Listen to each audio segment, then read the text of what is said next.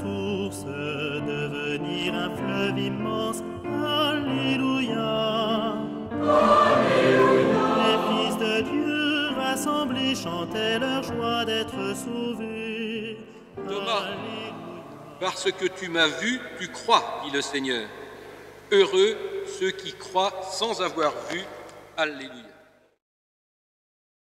C'était après la mort de Jésus, le soir venu, en ce premier jour de la semaine, alors que les portes du lieu où se trouvaient les disciples étaient verrouillées par crainte des Juifs, Jésus vint et il était là au milieu d'eux. Il leur dit : « La paix soit avec vous. » Après cette parole, il leur montra ses mains et son côté. Les disciples furent remplis de joie en voyant le Seigneur. Jésus leur dit de nouveau : « La paix soit avec vous. De même que le Père m'a envoyé, moi aussi, je vous envoie. » Ayant ainsi parlé, il souffla sur eux et il leur dit : « Recevez l'Esprit Saint. À qui vous remettrez ses péchés, ils lui seront remis. À qui vous maintiendrez ses péchés, ils seront maintenus. » Or, l'un des 12, Thomas, appelé Didyme, c'est-à-dire jumeau, n'était pas avec eux quand Jésus était venu.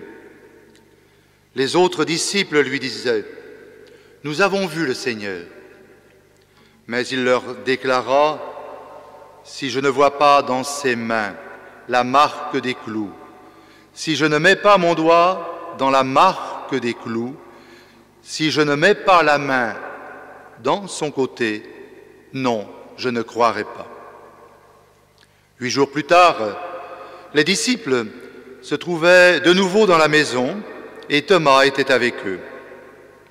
Jésus vient, alors que les portes étaient verrouillées, et il était là au milieu d'eux. Il dit : « La paix soit avec vous. » Puis il dit à Thomas : « Avance ton doigt ici et vois mes mains. Avance ta main et mets-la dans mon côté. Cesse d'être incrédule, sois croyant. » Alors Thomas lui dit : « Mon Seigneur et mon Dieu. » Jésus lui dit : « Parce que tu m'as vu, tu crois. Heureux ceux qui croient sans avoir vu. » Il y a encore beaucoup d'autres signes que Jésus a faits en présence des disciples et qui ne sont pas écrits dans ce livre. Mais ceux-là ont été écrits pour que vous croyiez que Jésus est le Christ, le Fils de Dieu, et pour qu'en croyant, vous ayez la vie en son nom.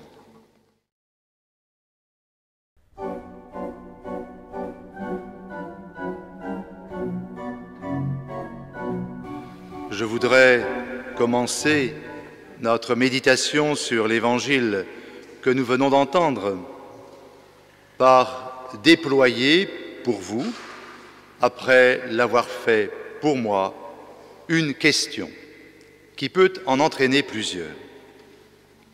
Est-ce que le meilleur de l'homme n'est pas dans sa faiblesse?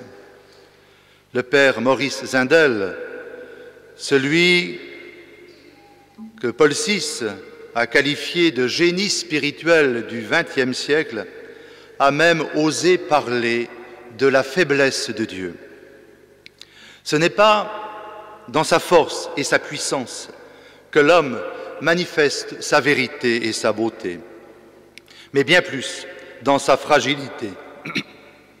C'est bien la raison pour laquelle nous sommes toujours capables de nous laisser toucher et émouvoir par un enfant qui vient de naître. Dans ce corps tout petit se condense toute la beauté du monde et se révèle aussi que la vie est un don, que la vie vient d'infiniment plus loin que nous. Aujourd'hui, celui qui se présente au seuil de l'Évangile en nous offrant sa paix, nous invite d'abord à regarder ses mains et son côté transpercé. Si Saint Jean-Paul II a choisi ce dimanche pour célébrer la divine miséricorde, c'est en fidélité au ressuscité qui, lors des apparitions, présente ses plaies en même temps que son corps glorifié. Le mot miséricorde lui-même peut se traduire littéralement par cœur de pitié ou pitié du cœur, c'est-à-dire un cœur prêt à se laisser bouleverser. N'allons pas croire que les larmes, les vraies larmes, n'ont pas leur place dans l'expression de nous-mêmes. Elles sont, au contraire, l'attestation de la qualité du cœur.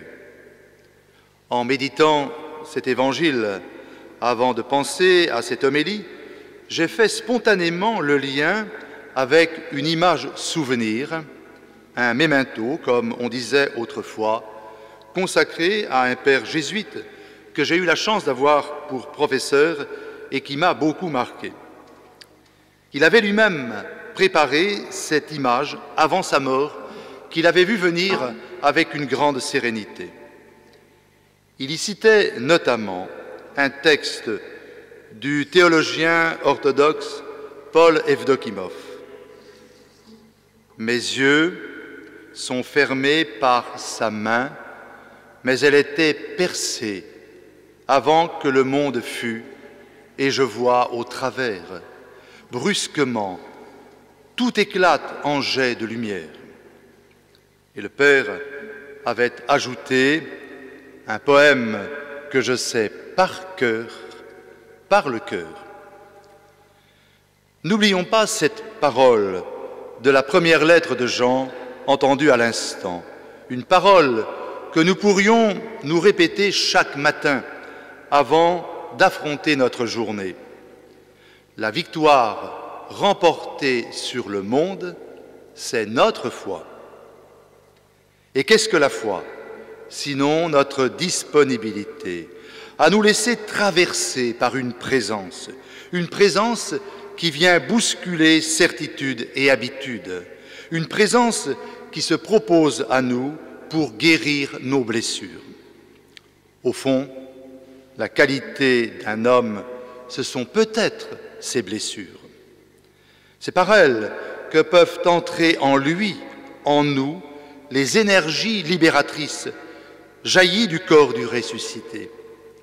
Par lui, par son corps troué, Dieu nous ménage une place en lui. Il serait stérile de chercher des preuves de la résurrection. Il nous suffit d'aller nous abriter dans ce Dieu qui nous fait place en lui. Alors se lève l'évidence de la lumière et de la vie. On ne peut avoir la certitude de Jésus-Christ qu'en entrant en lui. Mais peut-être vous dites-vous, comment entrer en lui ? Certains jours, il peut nous paraître lointain ou même comme un rêve. Heureusement, il ne nous a pas laissés sans nous tracer les chemins qui mènent à lui. D'abord, parce qu'il a pris lui-même ces chemins. Je n'en retiendrai que deux parmi beaucoup d'autres, mais deux qui sont essentiels. D'abord, le chemin de la fraction du pain par laquelle Jésus confectionne le monde et nous confectionne nous-mêmes. Lorsque nous recevons le pain partagé, il se donne à manger. Il désire venir jusqu'à habiter au plus intime de nous-mêmes. Mais il n'entend pas que nous restions inertes. Il attend aussi que nous lui donnions, nous, quelque chose. Ce qui compte à ses yeux, c'est que nous soyons capables, à notre tour, de partager notre maigre ordinaire. Il nous connaît, mais cela lui suffit, à condition cependant que nous ne soyons jamais satisfaits de ce que nous avons donné.